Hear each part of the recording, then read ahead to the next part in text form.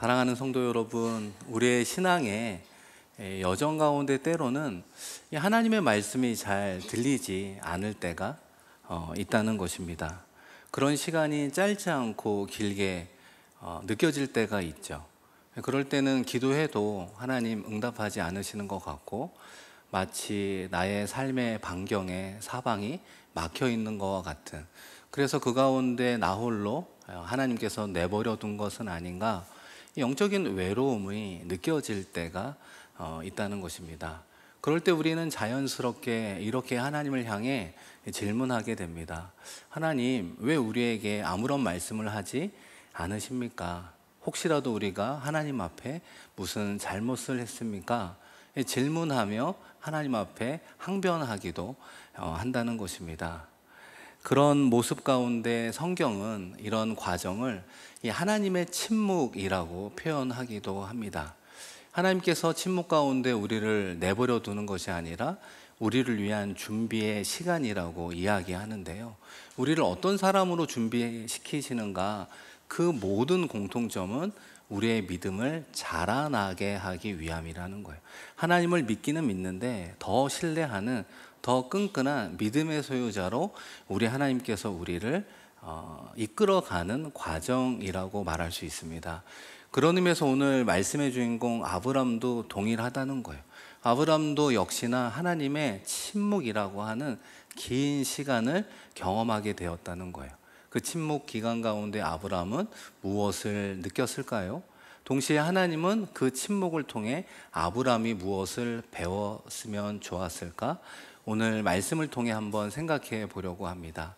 오늘 우리가 함께 읽었던 말씀 가운데 창세기 16장 16절을 보시면, 하갈이 아브람에게 이스마엘을 낳을 때 아브람이 86세였더라. 아멘. 아브람이 이스마엘을 낳을 때 나이가 몇 살이라고 기록되어 있습니까? 86세. 그리고 한 장이 넘어가면 창세기 17장 1절에 보면 아브람이 99세 때 여호와께서 아브람에게 나타나서, 그 이후에 하나님이 아브람에게 나타난 나이를 몇 세라고 기록하고 있습니까? 99세. 그러면 몇 년 만에 하나님이 침묵을 깨고 아브람에게 나타났다 말할 수 있을까요? 훌륭하시네요. 어려운 질문이었는데 13년 만에 당황했습니다. 13년 만에 하나님이 침묵을 깨고 나타나게 되었다는 거예요. 이스마엘은 어느덧 13년이면은 청소년기를 보내는 나이가 되어버렸는데, 그때야 비로소 침묵을 깨고 하나님이 나타나셨다. 동시에 13년간 하나님은 왜 아브람에게 침묵하셨는가? 그 이유는 사실 여러 가지로 이야기할 수 있지만, 오늘 말씀의 흐름 가운데에는 아브람과 사레가 이 하나님의 약속을 인간적인 방법으로 이루려고 했기 때문에 하나님의 침묵이 시작이 되었다는 것입니다. 우리가 그것을 어떻게 알 수 있느냐? 이 창세기 16장 2절 말씀에 보시면, 사레가 아브람에게 이르되 여호와께서 내 출산을 허락하지 아니하셨으니 원하건대 내 여종에게 들어가라. 그러자 남편 아브람이 이어지는 후반에 보시면 아브람이 사레의 말을 들으니라. 사레의 말을 어떻게 했다고요? 들었다, 이렇게 이야기하는 거예요. 결과론적으로는 아브람이 사레의 말을 들음으로 인해서 13년의 하나님의 침묵이 시작되었다 말할 수 있다는 것입니다. 왜냐하면 하나님의 약속은 분명했거든요. 아브람과 사라에게 뭐라고 얘기했느냐? 내 몸에서 날짜가 내 상속자가 되리라. 여기서 사레가 포함되어 있다는 것을 사레도 알고 있었거든요. 아브람과 우리 사이에 하나님의 약속의 자녀를 허락해 주시겠구나, 약속해 주었다는 거예요. 그런데 문제는 무엇인가? 그것이 이루어지지 않고 시간이 흘러가다 보니 사레가 자신의 몸을 보니 폐경이 오고 여자로서 더 이상 자녀를 출산할 수 없게 되었다 확신하게 되자, 그렇다면 나의 몸을 통해서는 못 나오더라도 아브라함의 다른 씨를 통해서 하나님의 약속을 이루면 되는 거 아니야? 그러면서 자신의 여종 하갈을 들여서 우리가 알고 있는 이스마엘이 태어나게 되었다는 것입니다. 그것이 하나님 보시기에는 바람직한 방법이 아니죠. 하나님의 약속을 그런 인간적인 방식으로 이루어가는 것을 하나님이 기뻐하지 않았다. 오늘 말씀을 통해 알 수 있다는 것입니다. 그런데 더 흥미로운 점은 무엇인가? 이런 장면을 보면 창세기 3장에 등장하는 아담의 모습이 생각이 난다는 것입니다. 여러분, 창세기 17장 말씀인데요, 우리 한번 화면을 보면서 같이 읽겠습니다.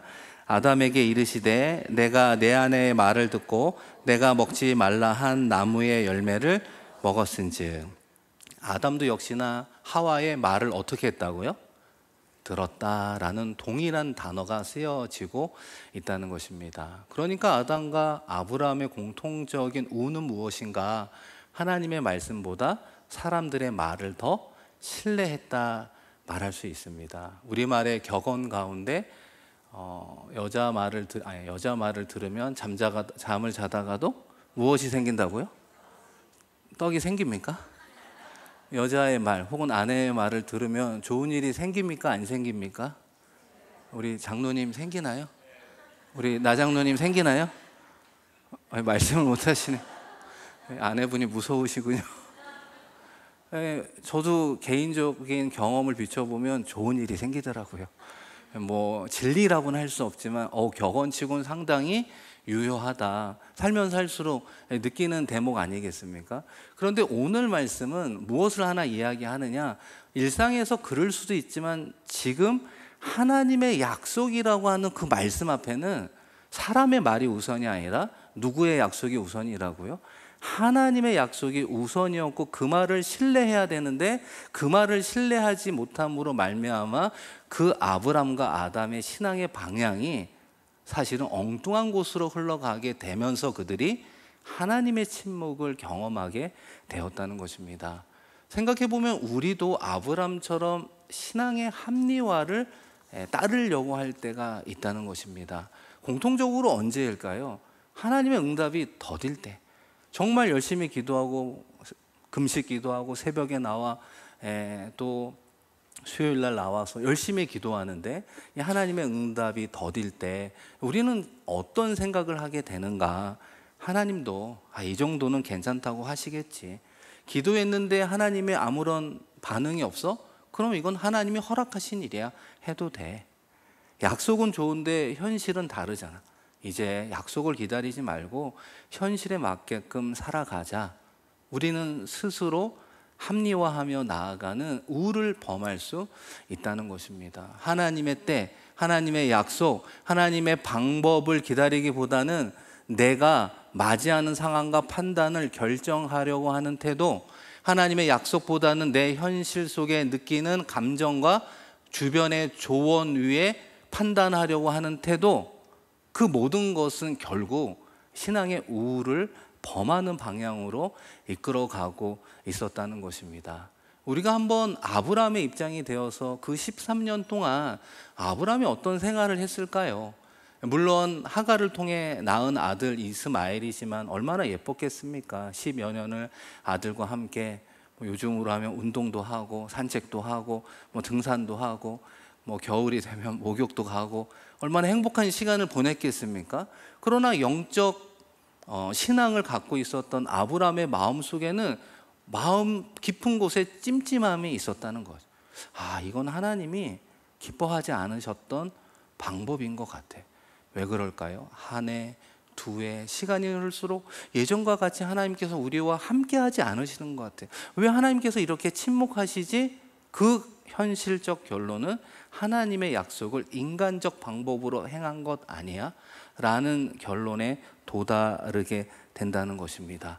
그러면서 하나님께서는 그 13년이라는 시간 속에 이 아브라함의 믿음을 다듬어 가고 있는 것이죠. 나중에 아마 아내 사레와 그런 이야기를 할 거예요. 우리가 하갈을 통해 낳은 이스마엘 너무나 예쁘고 사랑스럽지만 이건 하나님이 원하시는 방식이 아니었던 것 같아 라는 이야기를 나누지 않았겠습니까? 그들의 실수를 인정하지 않았겠습니까? 그러면서 그들은 이야기할 거예요. 그러면 우리는 도대체 어떻게 해야 되나? 이제는 하나님도 우리에게 나타나지 않는데 우리는 어떻게 할 수 있습니까? 우리가 할 수 있는 방법은 하나도 없구나. 우리의 계획은 온전한 것이 하나도 없구나. 우리의 능력으로는 할 수 있는 것이 아무것도 없구나. 그 두 부부가 그 모든 가능성에 대해서 다 포기할 때, 모든 것을 다 내려놓을 때, 정말 1도 우리는 이 부분을, 이 문제를, 이 기도의 제목을 열 수 있는 힘이 하나도 없어 라고 여기는 그 순간이 하나님이 일하시는 시간이 되었다는 거예요. 바로 그때 하나님이 아브라함에게 나타남으로 본격적인 하나님의 시간, 본격적인 하나님의 방식으로 본격적으로 하나님의 약속을 이루어 가노라 오늘 우리에게 말씀하고 있다는 것입니다. 여러분, 창세기 17장 1절 말씀인데요, 우리 한번 같이 읽겠습니다. 나는 전능한 하나님이라 너는 내 앞에서 행하여 완전하라. 우리 한 번 더 화면을 보면서 같이 읽겠습니다. 나는 전능한 하나님이라 너는 내 앞에서 행하여 완전하라. 아멘. 이 타이밍에 하나님이 나타나서 세 가지를 이야기하잖아요. 나는 전능한 하나님이라, 엘샤다이라고 표현하며 이제는 너의 힘이 아니라 나의 힘으로 일하여 줄게.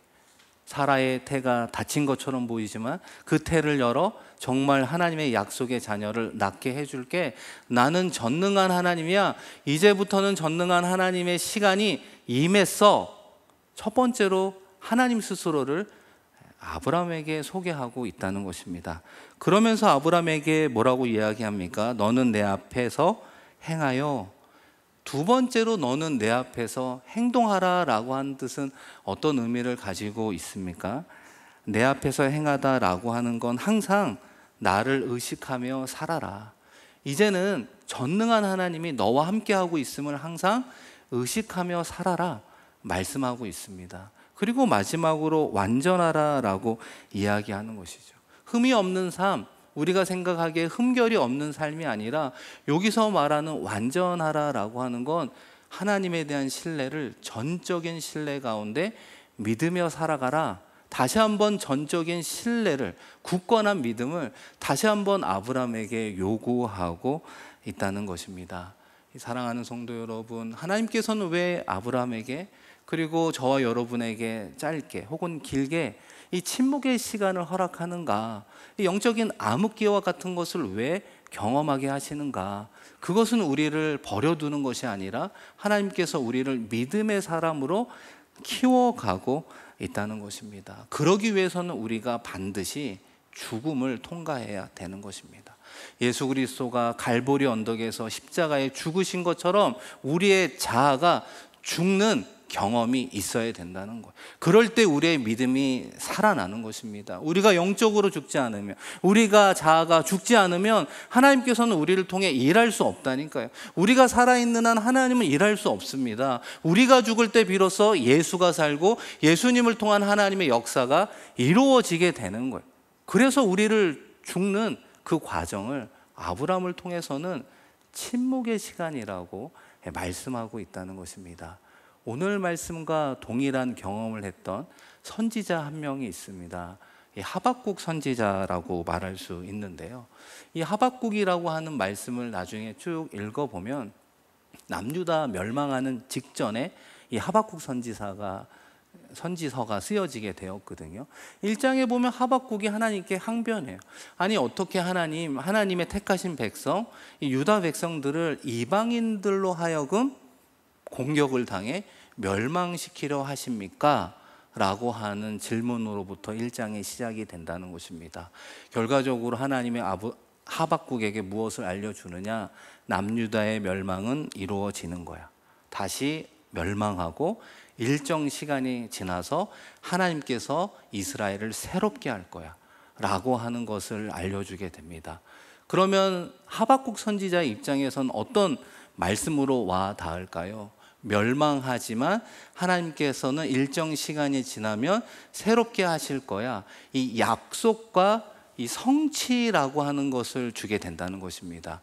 이 약속이라고 하는 것은 남유다의 멸망의 시점이었지만 일정 기간이 지나서 새롭게 하실 거야 라고 하는 그 중간 시대를 하박국 선지자에게 알려주고 있는 거예요. 아브라함에게는 하나님의 침묵을 알려주는 것과 동일하다는 것입니다. 그런데 우리가 그 영적인 침묵, 그 중간 시대를 어떻게 그러면 살아가야 됩니까?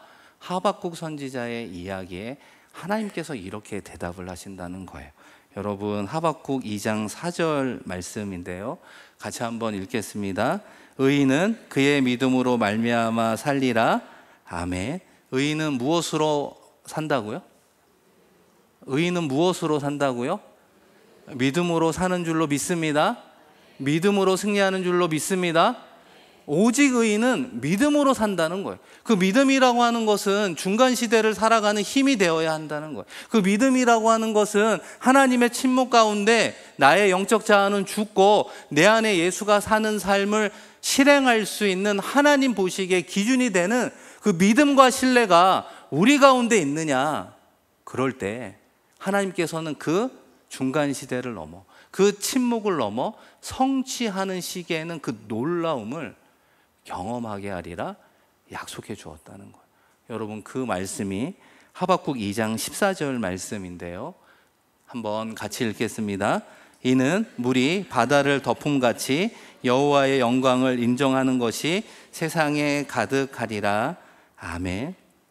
물이 바다를 덮음같이, 물이 바다를 덮으려면 얼마나 많은 수량의 물들이 있지 않습니까? 필요합니까?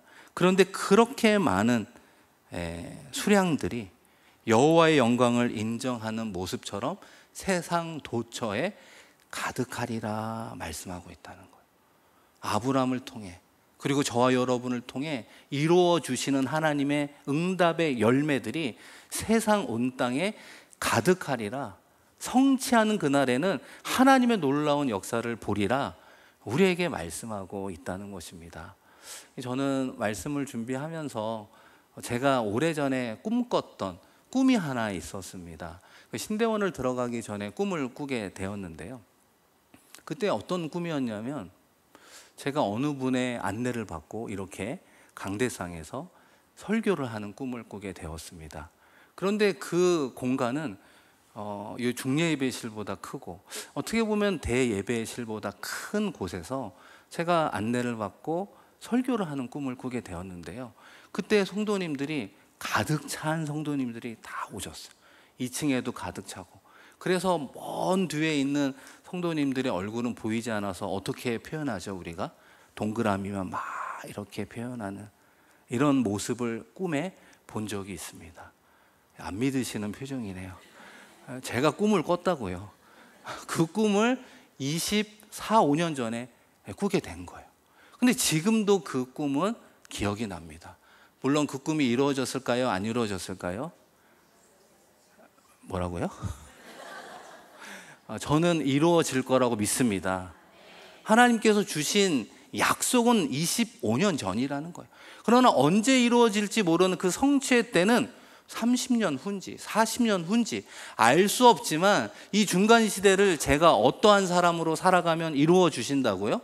믿음의 사람으로, 신뢰의 사람으로, 굳건한 믿음으로 살아가면 하나님의 영광을 우리 모두가 목도하리라 약속해 주었다는 것입니다. 하나님의 긴 침묵이 있으면 있을수록 그 놀라운 하나님의 영광은 위대하다는 거예요. 그런데 그것을 누구를 통해 하나님은 일하시는가요?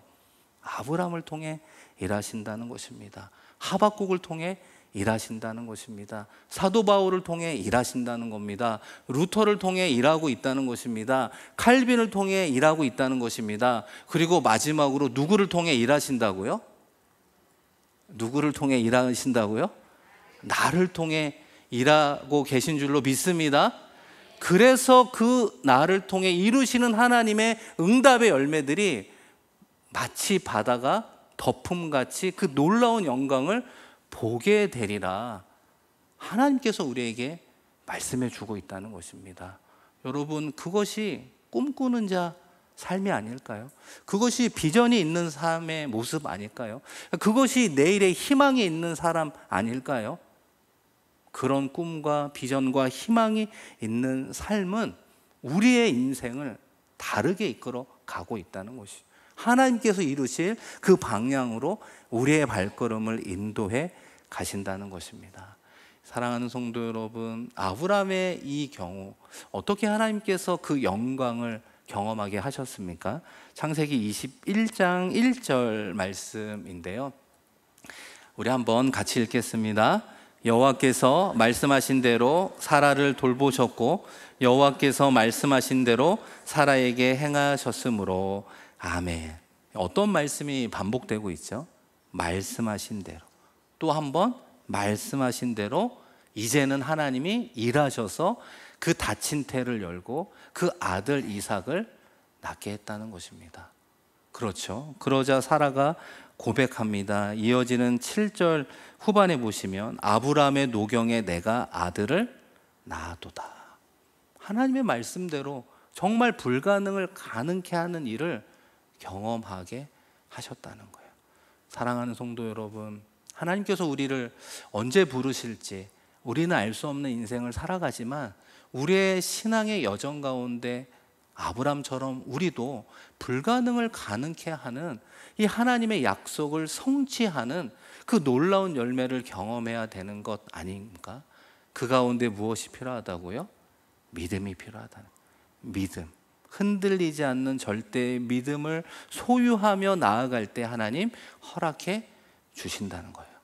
아브라함이 어떻게 절대의 믿음을 가진지를 알게 되었을까요? 나중에 창세기 22장에 보면 하나님이 아브라함을 불러서 아들 이삭을 제물로 바치라고 이야기할 때 아브라함이 사라와 의논을 했을까요? 안 했을까요? 했을까요? 안 했을까요? 안 했습니다. 안 했을 것 같아요. 했으면 대판 싸웠겠죠. 정신이 있냐고 막 그랬을 수도 있죠. 그러나 아브라함은 알고 있었습니다.